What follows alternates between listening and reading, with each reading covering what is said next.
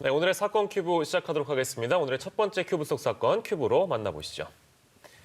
네, 첫 번째 키워드는 누가라는 키워드를 가지고 왔습니다. 회사 자금을 횡령하고 삼성 등에서 거액의 뇌물을 챙긴 혐의로 재판에 넘겨진 이명박 전 대통령에게 대법원이 징역 17년을 확정했습니다. 또 보석 취소 결정에 불복한 재항고도 기각을 해서요. 이 전 대통령은 재수감되게 됐습니다. 예, 오늘 저희 관련해서 두 분과 함께 이야기 나눠보도록 하겠습니다. 허윤 변호사 그리고 오창석 시사평론가 모셨습니다. 어서 오십시오. 예, 이명박 전 대통령 이거 최종심이라고 불러도 되죠? 네, 최종심 징역 17년이 확정이 됐습니다.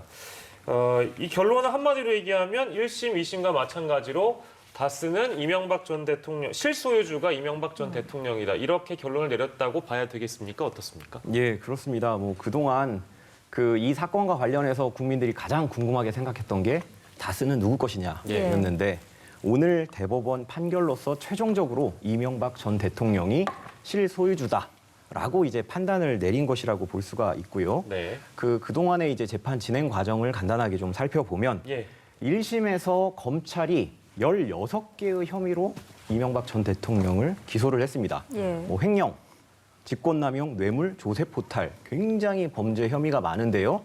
이 중에서 1심에서 주로 이제 횡령과 뇌물이 인정이 됐습니다. 다스의 법인 자금이 241억 원이 없어졌는데 이 없어진 행위를 이명박 전 대통령이 횡령했다라고 판단했습니다. 만약에 이 전 대통령과 다스 간 아무런 관련이 없었다면 이 전 대통령에게 횡령죄가 적용이 될 수도 없고 그렇게 판단이 내려질 수도 없습니다. 그런데 다른 사람의 재물, 즉 다스의 241억 원을 보관을 해야 되는 이 이명박 전 대통령이 횡령을 했다라면서 이제 그 부분이 인정이 됐고요. 뇌물죄와 관련해서는 다스가 미국에서 소송이 있었는데 그 소송 비용이 굉장히 많은 수십억 대, 61억 원이라고 인정이 됐는데요. 1심에서 이제 61억 원을 삼성이 대납하도록 했다. 이게 곧 뇌물에 해당한다라고 판단을 했습니다. 그런데 이제 2심에서는 이제 2년 늘어났거든요, 형이. 이 주된 이유를 좀 살펴보면 이제 그 횡령과 뇌물 인정 액수가 조금씩 증가를 했습니다. 이 횡령은 1심에서 241억 원이 인정이 됐는데 252억 원으로 좀 증가를 했고요. 이제 이 증가한 이유를 좀 보면은 이제 보통 이제 이명박 대통령에게 제기된 횡령이 4개였습니다. 그런데 검찰은 이 4개를 하나의 횡령 행위로 보고 이제 포괄일죄로 기소를 했습니다. 그런데 이제 1심 재판부는 4개를 한꺼번에 판단할 것이 아니라 따로따로 떼서 판단을 해야 된다라고 하면서 일부 횡령이 제외가 됐고요. 이제 2심에서는 그것까지 다 포함을 해서 포괄적으로 봐서 이제 횡령죄가 인정이 됐습니다. 그래서 형량이 좀 올라간 것이라고 봐야 되는 것이고요. 그리고 뇌물 같은 경우에는 1심에서 61억 원이 인정이 됐는데 항소심 재판 과정 중에 이제 51억 원이 추가로 더 있다라는 익명의 제보자의 제보가 국민권익위원회로 접수가 됐습니다. 그래서 이제 검찰이 공소장 변경을 통해서 이 부분까지 추가를 했습니다. 그렇기 때문에 이 횡령과 이 뇌물의 액수가 대폭 상승되는 관계로 형이 2년 늘어났다. 이렇게 보시면 될 것 같습니다. 뇌물 혐의와 관련해서 추가 인정이 되면서 결국 징역 17년이 확정이 된 건데 이와 더불어서 대법원에서는 이 전 대통령의 이 법원 보석 취소 결정과 관련해서도 재항고한 사건을 기각을 했습니다. 지난 2월에 법정 구속이 됐다가 엿새 만에 석방이 되면서 결국 이 보석 취소 재항고가 신의 한 수였다라는 해석도 나왔었는데 이번 결정에 대해서는 좀 어떻게 보시는지도 궁금합니다. 일단 방금 말씀하신 대로 보석 취소 결정에 대해서 재항고가 있었고요. 이 재항고를 오늘 이제 대법원이 받아들이지 않은 것인데요. 이 전 대통령 같은 경우에는 2번 풀려났다가 어떻게 보면 이번이 3번째 구속이 되는 것인데 그 과거를 좀 이제 거슬러서 살펴보면 이명박 전 대통령은 1심에서 이제 기소가 됐습니다. 기소가 되면서 이제 구속이 돼서 쭉 그 구치소에 있다가 1심 징역 15년을 선고를 받고 항소심 때도 여전히 구치소에 있었습니다. 그런데 항소심이 시작되고 얼마 지나지 않아서 이제 지난해 3월이죠. 지난해 3월 보석 신청을 했는데요. 당시 이제 재판부가 굉장히 타이트한 조건을 붙여가지고 이제 보석을 허가를 해줬습니다. 그래서 사실상 자택 구금에 해당하는 식의 그 정도 수준의 보석을 허가를 해줘서 이제 항소심은 그대로 이제 뭐 불구속 상태에서 재판을 받았는데 네네. 항소심 판단에서는 어떻게 나왔냐면 아까 말씀드린 대로 2년형이 올라갔습니다. 네. 그러면서 이 350일 지난 후에 있었던 2심 선고에서는 다시 수감을 시킨 거죠. 이 보석 취소 결정을 한 겁니다. 예. 그런데 이 보석 취소 결정으로 다시 그 구치소에 수감이 돼야 되는 이명박 전 대통령 측에서 재항고를 하게 된 거죠. 보석을 신청을 했는데 그것을 취소하는 결정에 이의가 있습니다라고 얘기를 했고요. 재판부는 이제 이거에 대해서 이제 판단을 해야 되는데 사실 재항고를 했을 때 보석 취소 결정에 대한 재항고를 했을 때 이것이 집행이 정지되는지 집행이 정지된다는 것은 보석이 그대로 유지가 된다는 것입니다. 유지가 돼야 되는 것인지 아니면 정지를 시켜야 되는 것에 대한 명문의 규정이 없었습니다. 반면 이제 비슷한 제도인 즉시 항고에는 이 집행 정지에 대한 규정이 있거든요. 그래서 즉시 항고에 대해서는 집행 정지가 인용이 됩니다. 즉 만약에 보석이 즉시 항고로 할 수 있는 거라면 이 보석이 유지가 되는 것이죠. 근데 이 보석은 재항고를 해야 되기 때문에 규정이 없어서 이게 당시 논란이 됐었던 거고요. 이제 재판부는 명문의 규정이 없기 때문에 어쩔 수 없이 피고인에게 유리한 보석을 유지하는 쪽이 맞는 것 같다. 다만 그 결정은 이제 대법원에서 최종 판단을 받아보겠다라고 했고요. 그 판단이 오늘 나왔는데 고등법원의 보석 취소 결정에는 집행정지의 효력을 인정할 수 없다라는 겁니다. 즉 보석을 취소하는 결정이 그대로 유지가 되기 때문에 이제 보석이 최종적으로 취소가 된 것이다라고 보시면 될 것 같습니다. 예, 알겠습니다. 오늘 이명박 전 대통령의 최종심 결과 저희가 다루고 있는데요. 오창석 평론가께는 이번 판결이 어떤 점을 좀 시사한다고 봐야 될까요?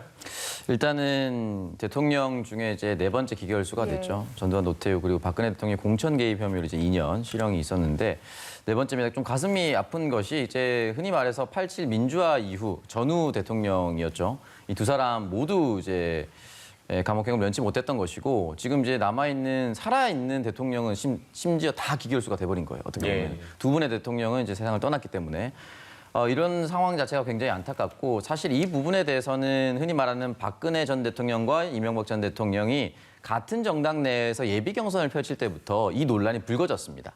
같은 진영에서 나왔었던 논란이었거든요. 근데 그때는 왜 검찰이 지금처럼 수사를 하지 못했는가.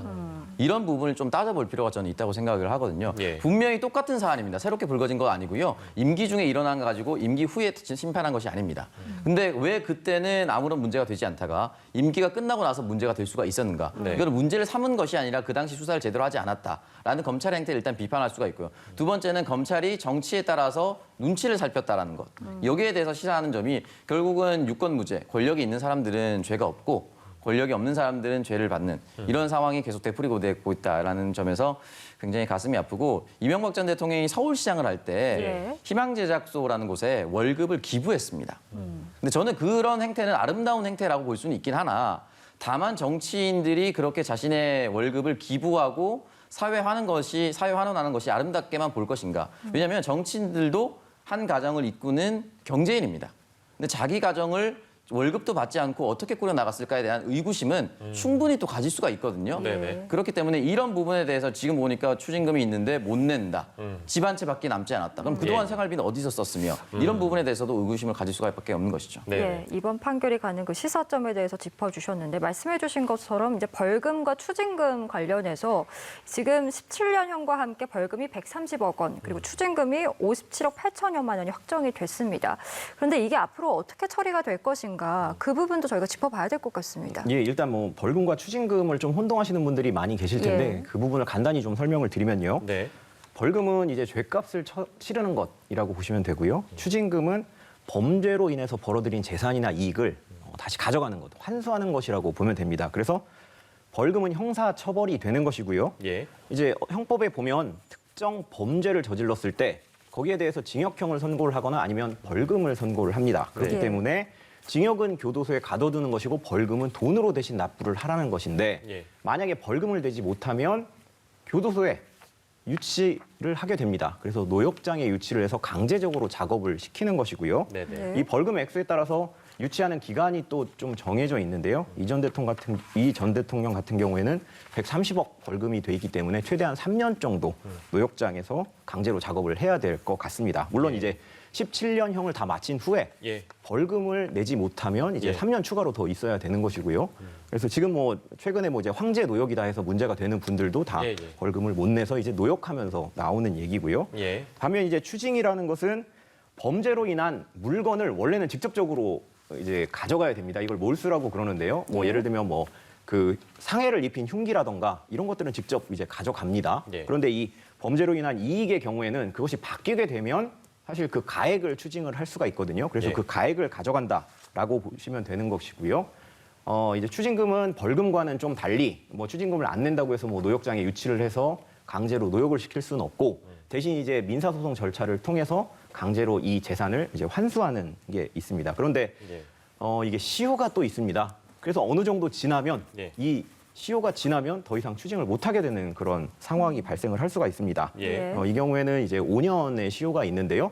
그래서 아마도 정부는 이 전 대통령의 재산 일부를 뭐 집행을 하거나 아니면 뭐 보전 처분 이런 것들을 해 놓음으로써 이 시효가 중단이 되게끔 하는 절차가 이어질 것으로 예상이 됩니다. 지금 뭐 앞서서 오평론가도 잠깐 지적을 해주셨습니다만 이 추징금에 대한 부분은 사실상 뭐 이 전 대통령의 경우 뭐 모르겠습니다. 이제 앞으로 상황을 봐야 되겠습니다만 이전의 사례들 좀 저희가 생각해 보면 추징금의 경우에는 뭐 납부하지 않고 버티는 경우도 많이 있어서 이게 과연 제대로 환수가 이루어질까 뭐 의문이긴 합니다. 어떻게 좀 전망하세요? 사실 뭐 당분간은 어렵지 않을까라는 생각이 좀 들어요. 왜냐면 이전에 판결이 났었던 전두환 씨 같은 경우도 지금은 집을 이제 공매로 넘겼어요. 근데 계속 유찰이 됐습니다.